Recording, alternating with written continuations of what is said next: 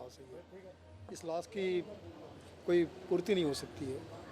भगवान का दर्जा मैं उनको देता हूँ क्योंकि हंसाने का काम किया है 40-45 साल तक लगातार, और कुछ सालों से तो वो पिछले 15-17 सालों से जब से लाफ्टर शो आया है, मंच के अलावा घर घर में जहाँ जहाँ हिंदी समझा जाता है, देखा जाता है, हर घर में रोज़ाना वो किसी न किसी माध्यम से आके हंसा रहे हैं। तो ये हर घर का दुख है, हर उस बंदे का दुख है जो हिंदी कॉमेडी से प्यार करता है, समझता है।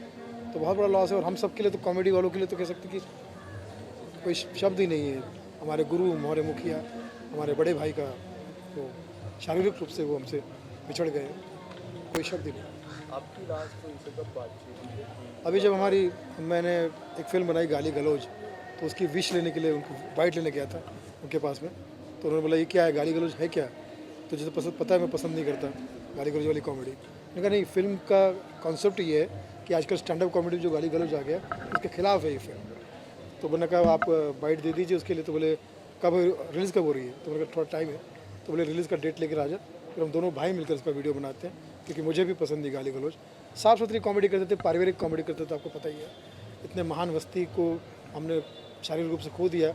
आपके माध्यम से मैं निवेदन करना चाहूँगा कि आप उनके आत्मा के लिए, शांति के लिए प्रार्थना कीजिए, परिवार के सपोर्ट के लिए प्रार्थना कीजिए। और साथ साथ गवर्नमेंट से मैं कहना चाहता हूँ कि ईश्वर का काम किया है उन्होंने, हंसाने का काम किया है। रोलाने को तो बहुत लोग होते हैं, तो हाथ जोड़ के निवेदन है कि उनको भारत रत्न दिया जाए। बहुत बड़ा कार्य किया और इस काम की शुरुआत कीजिए आप।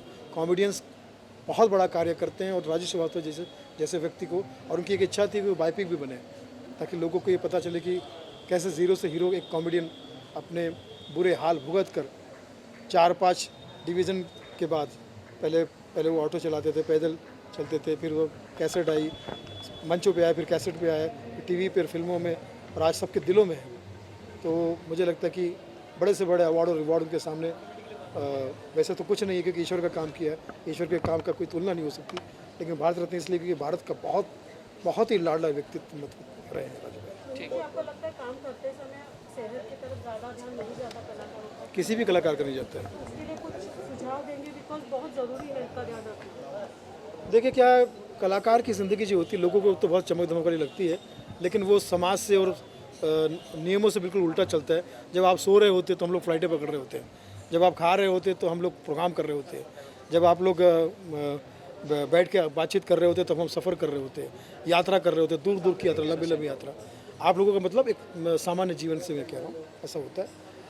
तो ऐसे में अगर आपको काम करना है तो टाइम, रेट, डेट कुछ फिक्स नहीं होता। ध्यान जितना रख सकते रखिए, अच्छा। सुनील जी, बहुत सारे राजू जी के बाद बहुत सारे स्टैंड अप कॉमेडियन जो हैं वो बनते गए, लेकिन जिस तरीके स्टैंड अप कॉमेडी को एक नई पहचान दी, साथ ही साथ जिस तरीके से वो ग्रामीण भाग से जो खासा जो उनका जुड़ाव रहा है, उस पॉपुलेशन से उनके जैसा कोई जुड़ नहीं सका है, तो अब उस कमी को कैसे देखते हैं? देखिए, राजू श्रीवास्तव कोई दूसरा तो हो नहीं सकता, उनकी शक्ति तो पूरी नहीं की जा सकती। मैं समझता हूँ कि हम सबको आप लाड से और प्यार से कभी कभी कॉमेडियंस को स्टार कह देते होंगे, तो हम अगर स्टार कहलाए जाते हैं तो मैं समझता हूँ कि राजू श्रीवास्तव फिर वो तो आसमान है। हम उस आसमान के तहत चमकने वाले सितारे हैं, और हमेशा उस आसमान के तहत ही हमें आशीर्वाद मिलता रहेगा, और ये कह सकते कि प्रेरणा मिलती रहेगी।